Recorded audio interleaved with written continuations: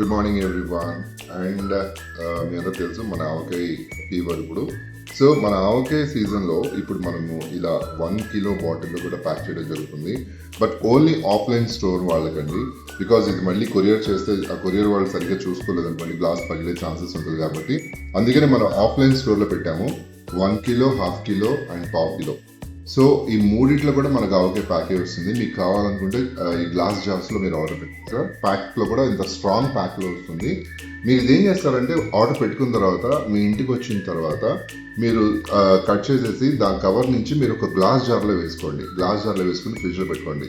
చాలా బాగుంటుంది. మన టేస్ట్ అయితే మీకు తెలుసు, అల్టిమేట్, అసలు అమృతంలా ఉంటుంది మన ఆవకాయ. ఇంకా ఆలస్యం చేయకుండా తొందరగా ఆర్డర్ పెట్టుకోండి. కింద వెబ్సైట్ డీటెయిల్స్ ఫోన్ నెంబర్ 2 వచ్చేస్తాయి.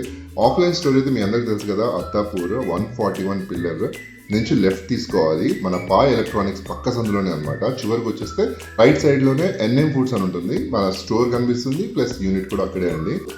సో స్టోర్లో స్టాక్ అయిపోతుంది అని అంటే పక్కనే యూనిట్ కాబట్టి వెంటనే స్టాక్ ఫిల్ చేస్తూ ఉంటారు.